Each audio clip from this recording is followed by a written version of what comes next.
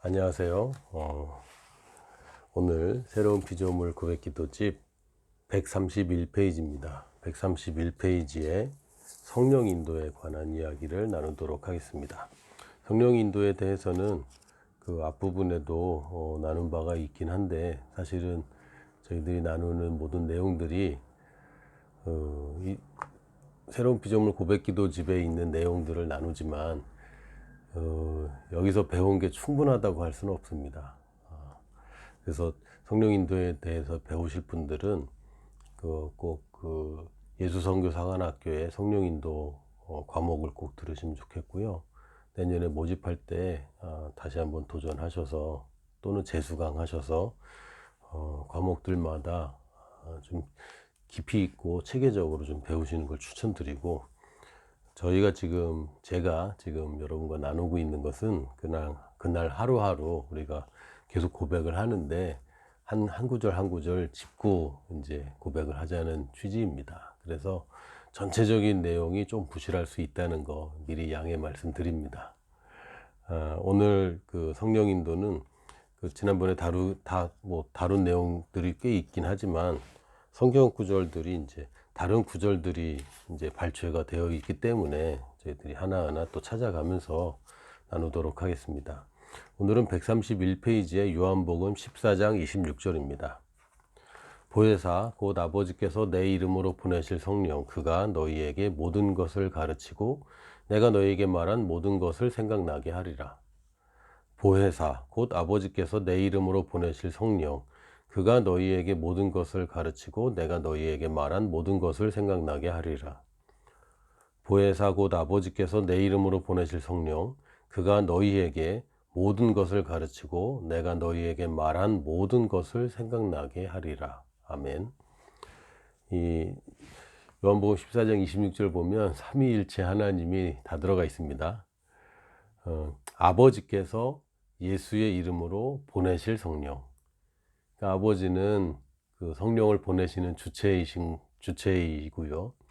예수님은 길이요 진리요 생명이신 유일한 통로이시고, 실제로 우리와 함께 계시며 우리를 도와주시는 분이 성령님이시죠.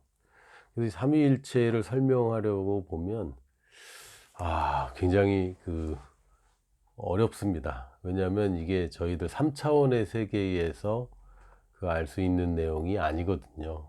그러다 보니까 이게 좀 어렵고, 그냥 세 분인데 한 분이다. 이 동양 사람들이 이게 좀 됩니다. 왜냐면 굉장히 합리적으로 접근하면 도저히 이해가 안 되는데, 세 분인데 한 분이야 그러면 그래 그런가 보다 이제 이게 가능한 사람들이죠. 저희들도 그게 다 가능한 사람들입니다. 이해는 되지 않지만 성경이 그렇다면 그런 건데, 그냥 삼위일체만 성경이 그렇다면 그런 게 아니라 성령님이 우리에게 모든 것을 가르치고 또 주님께서 말씀하시는 모든 말씀을 생각나게 한다. 할렐루야. 원래 이 요한복음 14장에서 계속 성령에 관한 말씀을 계속 하셨어요. 저희가 읽은 것은 26절이고 16절에 보면 내가 아버지께 구하겠으니 그가 또 다른 보혜사를 너희에게 주사 영원토록 너희와 함께 있게 하시리니. 그러니까 또 다른 보혜사라고 말씀하셨습니다. 이 보혜사라고 번역이 되긴 했는데, 보혜사라는 말은 사실은 저희가 성경 여기 요한복음 외에는 전혀 등장하지 않는 단어이고, 사실 헬라어에서도 그렇게 많이 등장하는 단어는 아닙니다. 요한복음에 한 3번, 요한일서에 1번, 요 정도 등장하는 파라클레이토스라는 단어입니다. 이 파라클레이토스는 파라하고 클레오하고 두 개가 합쳐진 건데, 파라는 곁에서, 옆에, 클레오는 부르다, 이런 뜻입니다. 그 곁에 부르면 응답해 주는 분, 곁에서 물어보면 대답해 주고, 내가 이렇게 필요한 거 있을 때 옆에서 잘 설명해 주는 이런 분을 이제 파라클레이토스라고 하고요. 인간에게 이게 파라클레이토스가 있다는 거는 어마어마한 이야기입니다, 사실은. 그래서 사람들이 참 신기한 게요, 과학이 발전할수록 영적인 세계로 자꾸 가는 거죠. 왜 우리 본질이 원래 영에서 시작했기 때문에 결국은 영의 세계를 닮아가는 것 같습니다. 과학이 발달할수록. 그리고 사람들이 상상하는 것들이 다 영적인 세계의 진리들을 상상하고 그걸 갈망합니다. 그래서 사람들이 하여튼 뭐 옆에서 수호신이라는 개념도 있잖아요. 옆에서 이렇게 탁 도와주고 마치 나만의 신처럼 개인적인 신 같은 그러니까 퍼스널 갓이죠. 개인적인 신. 그래서 뭐 램프의 요정 진이라든지 옆에 있잖아요. 멀리서 기도하고 응답받고 뭐 이런 스토리가 아니라 옆에서 대화 나누고 교감하고 그런데 힘세고 능력 있고 이런 좋은 친구 있으면 좋겠다라는 욕망은 뭐 어느 세계나 다 있는 것 같습니다. 그래서 뭐 수호령, 정령 뭐 이런 뭐 판타지 뭐 이런 것들도 있고 또 뭐 사실은 지금은 뭐 빅스비나 실이나 또 코타나 뭐 여러 가지 음성으로 인식해서 하는 비서들 있잖아요. 이게 사실은 사람들이 내 옆에서 언제든지 도움을 받고 싶다 라는 욕망과 사실은 영적인 세계를 자꾸 모방하고 흉내내는 인간의 행태들입니다.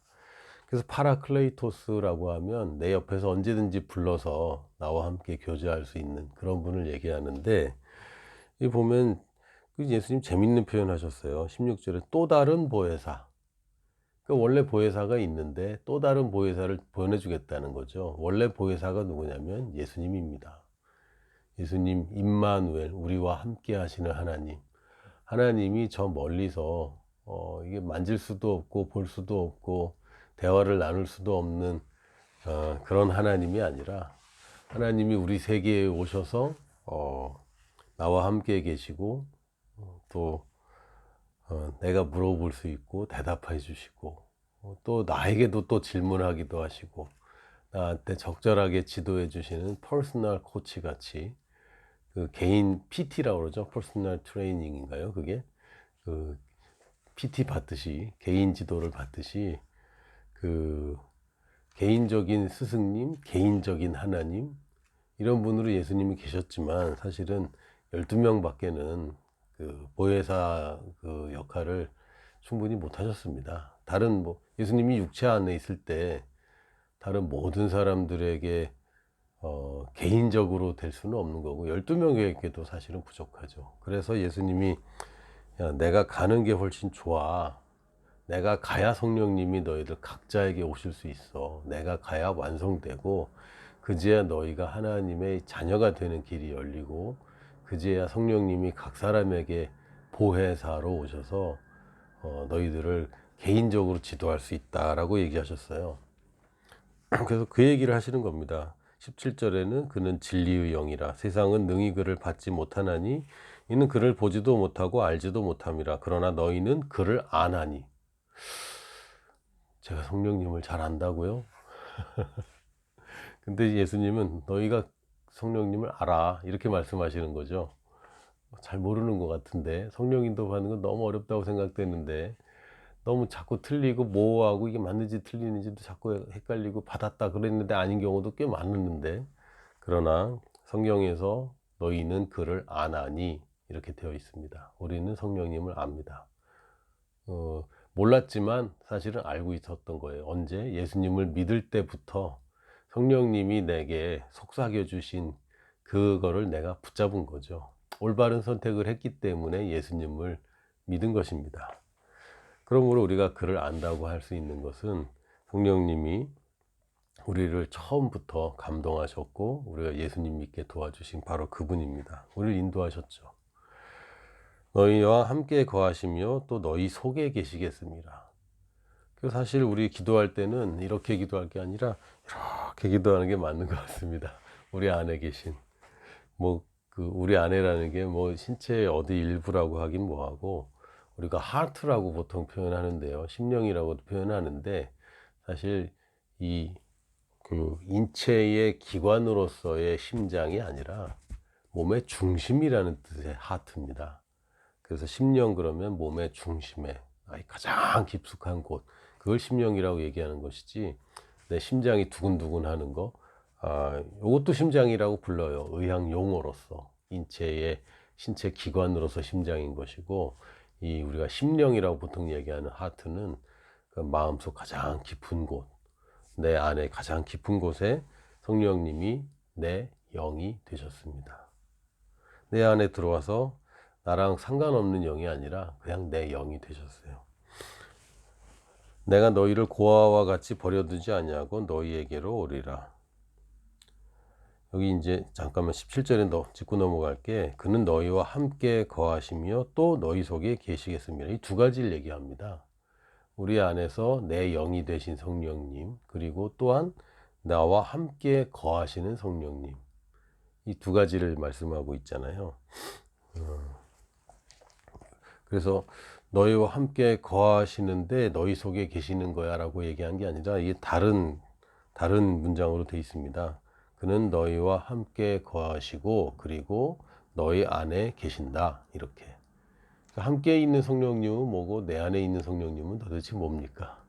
내 안에 계신 성령님은 내 영이 되셨습니다. 즉 우리가 내 유전자가 부모님으로부터 유전자가 왔잖아요. 아버지만 얘기를 하면 물론 아버지 어머니 다 해야 되지만 인간은 양성 생식을 하기 때문에, 그러나 하나님은 뭐 다른 어머니가 필요한 건 아니죠. 그래서 내가 아버지의 유전자를 받았어요. 그러면 나는 당연히 아버지의 본성을 가지고 태어나는 거죠. 그냥 우리 인간들끼리 이 아버지 저 아버지 이 집안 저 집안 할 게 아니라 모든 생물체와 인간의 다른 점을 한번 생각해 보시면 좀 이해가 더 쉬울 겁니다. 이족 보행이 가능하도록 창조되었습니다. 다른 생물들은 원래 이족 보행 중심이 아닌 거예요. 물론 뭐 타조 같은 경우는 이족 보행인 것 같습니다. 그 얘기하는 건 아니고, 우리는 이족 보행으로 처음부터 창조되었고, 큰 두뇌를 가지고 용량이 큰 컴퓨터를 우리가 이제 달고 다니는 거죠. 용량이 굉장히 큽니다. 그 다른 동물들 생각보다 작고요. 인간이 굉장히 커요. 그리고 여러 가지 특히 이 손가락 중에 엄지 손가락은 어마어마한 기능을 갖고 있죠. 이것 가지고는 안 되는데 요게 있어서, 요게 가지고 안 되는 게 요게 있어서 이게 모든 것이 가능해졌거든요. 하나님이 처음부터 하나님의 DNA로 우리에게 이렇게 창조하셨고, 언어를 할 수 있다는 거, 뭔가를 만들어낼 수 있다는 거, 이거는 사실은 그냥 본성입니다. 본성. 아담이 다 잃어버렸는데 그럼에도 하나님의 형상대로 창조된 육체와 거기에 깃들어 있는 혼만 가지고도 이런 문명을 건설한 거죠. 그러니까 하나님의 본성에서 끊어졌는데도 그냥 그 자국만으로도 인간이 이렇게 다른 동물과는 완전 다릅니다. 그래서 이 아버지가 내 안에 계시다, 성령님이 내 안에 계신 성령님 얘기할 때는 내 본성이 되어버린, 내 영이 되어버린 성령님. 그래서 이분을 성령님이라고 불러야 될지 내 영이라고 불러야 될지, 아니면 둘 다 맞는지 아주 모호할 정도로 그냥 내 영이 되셨어요. 그러므로 내 영은 성령님과 같은 재질로 되어 있는 영입니다. 그러니까 다른 게 들어온 게 없어요. 우리 영은 죽어 있었잖아요. 죽어 있었다는 게 진짜 영이 있긴 있는데 막 죽어 있었다,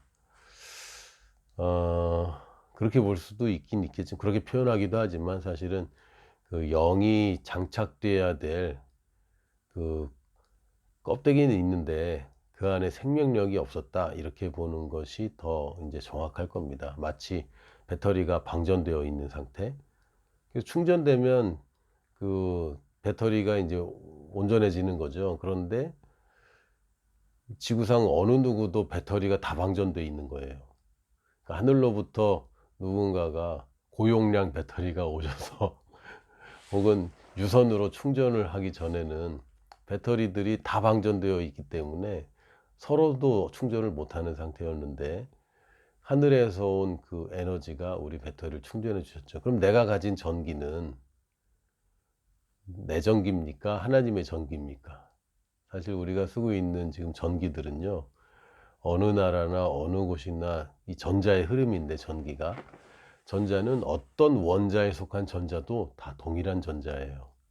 신기하죠. 그 물질이 아주 작은 처음 아주 단순한 것에서 시작했다는 것을 이제 증명하는데 원자를 이루고 있는 중성자, 양성자, 또 전자 이런 것들이 모든 물질이 동일해요. 그 개수와 구성에 따라서 뭐 이렇게 뭐 물이 되기도 하고 아니 그건 뭐 분자죠. 산소가 되기도 하고 수소가 되기도 하고 금이 되기도 하고 이게 사실은 재료가 똑같아요. 재료 하나 가지고 다 이렇게 하신 거예요. 그 재료가 뭡니까? 말씀입니다. 그 말씀 하나 가지고 모든 만물을 창조하셨는데 야 과학을 쪼끔이라도 공부하기 시작하면 너무 신기한 거죠. 이 모든 만물이 사실은 재료 하나라고? 재료 하나입니다. 재료 하나. 물질을 구성하고 있는 가장 작은 단위로 가면 나무에 있는 전자나 금속에 있는 전자나 정전기의 전자나 번개의 전자나 우리가 쓰고 있는 전기, 이 전기선의 전자나 다 똑같은 전자예요. 그 영이라는 것은 하나님의 영이 우리 안에 깃들여서 성령님이 내 안에 오셔서 내 영이 살아나고 내 영이 되셨다는 얘기는 하나님의 영과 내 영이 이제 구별도 안 됩니다. 원래 갖고 있던 전기가 있었다고 치더라도 내가 갖고 있던 전기하고 지금 새로 충전받은 전기하고 구별할 수 있습니까? 지금 뭐 스마트폰 충전할 때 옛날에 있던 전기 다 쓰고 새로 충전한 전기 쓰고 이런 거 아니잖아요. 그냥 전기입니다. 전기는 전기고 전자는 전자고 성령님은 성령님인데 성령님이 내 영이 되셨습니다. 이게 이제 내 안에 계신 성령님이고 함께 거하시는 성령님이 바로 보혜사죠. 함께 거하시는 성령님이 보혜사고 아까 제가 잘못 얘기했는데 이러면 내 안에 이제 기도할 건 아니고 내 옆에 이제 기도를 해야 되겠네요.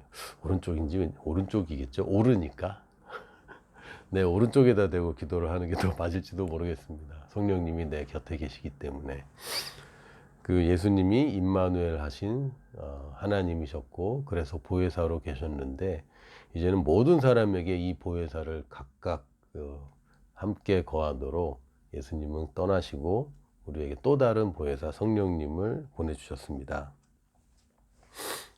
또 내가 너희를 고아와 같이 버려두지 아니하고 너희에게로 오리라. 조금 있으면 세상은 나를 다시 보지 못할 것이로되 너희는 나를 보리니 이는 내가 살아있고 너희도 살아있겠음이라.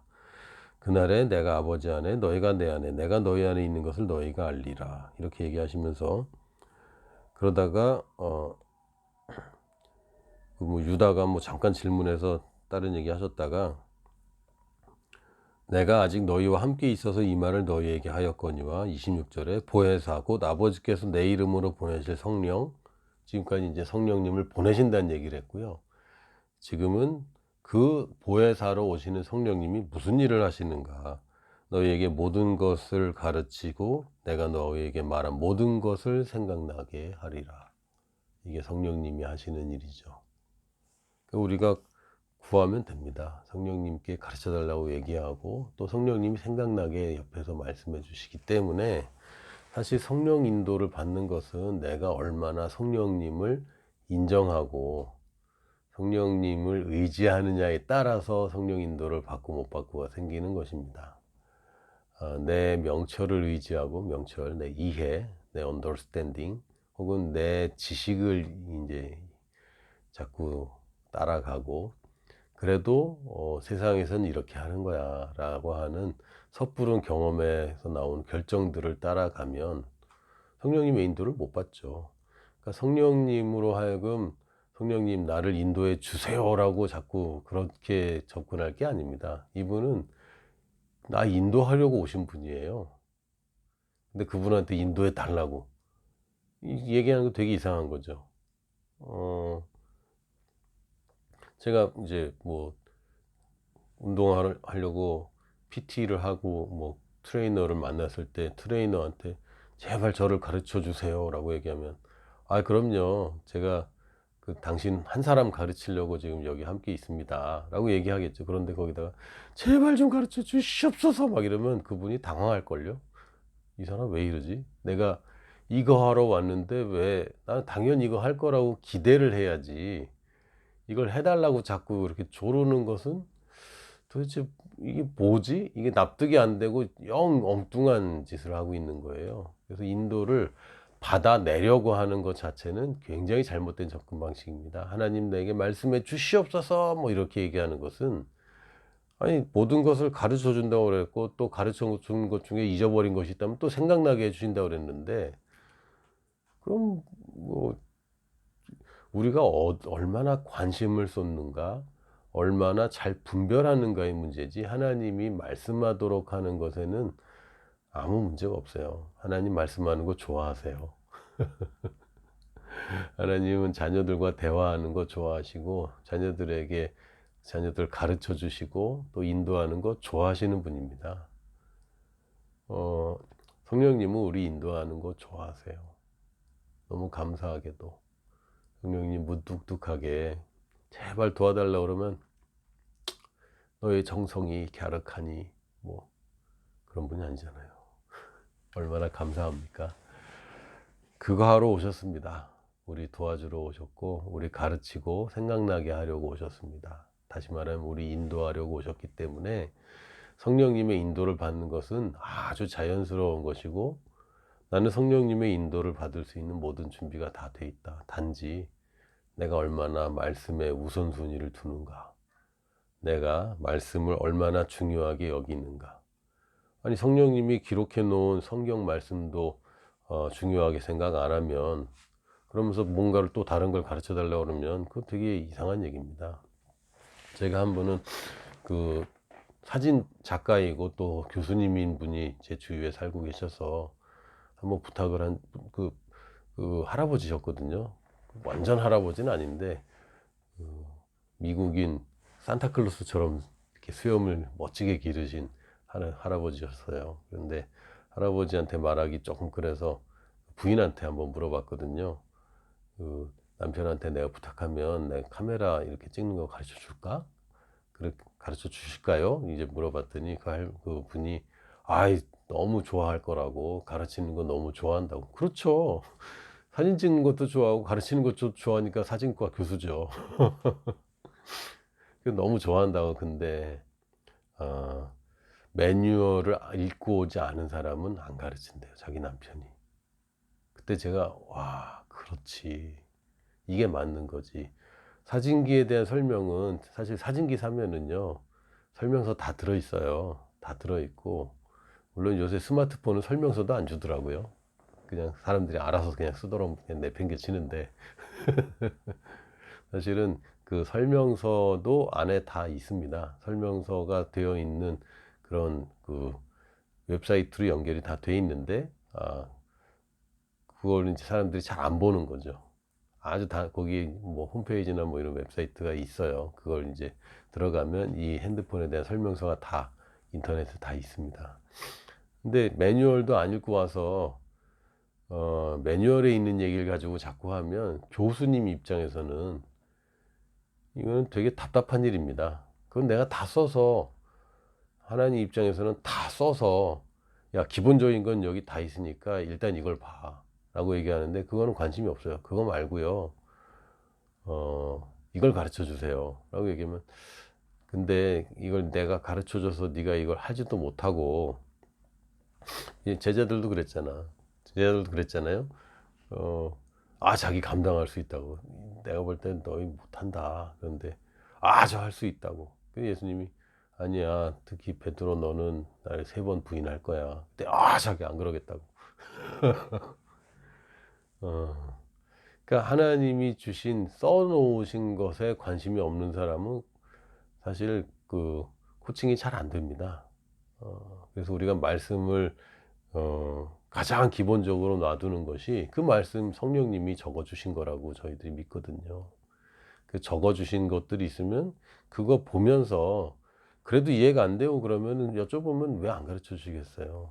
그러나 거기에서 명령하신 것에 그러니까 내가 이걸 해야 되겠다 근데 잘 안 된다 하는 것하고, 야 이건 어렵다 하는 것하고는 다른 얘기죠. 접근 방식과 태도가 다릅니다. 말씀을 존중하는 태도인가 아닌가가 사실은 성령님의 인도를 받는데 가장 크게 작용합니다. 내가 말씀을 내가 사랑하고 하나님의 기록된 말씀도 이건 성령님의 음성과 동일하기 때문에 하나님의 말씀을 내가 늘 사랑하고 여기에 따라서 지도를 받으려고 하는 사람은 성령님의 인도가 잘 들립니다. 그런데 그건 아니고 성령님을 이용하려고 내가 뭔가를 결정해야 되는데 성령님 가르쳐 달라고 이런 식으로 하면 사실은 성령님이 그것도 하시지만 그걸 위해서만 오신 분은 아니거든요. 여기 보면은 모든 것을 가르치러 오셨지 비결을 알려줘서 로또 맞게 해주려고 오신 거 아니잖아요. 가르치려고 내가 올바른 삶을 살도록 가르치려고 오셨는데 가르침은 안 받고 답만 얘기하라고. 여러분 학교 가서 그 선생님이 답만 얘기하던가요? 아니죠. 가르쳐서 답을 내도록 가르쳐 주시죠.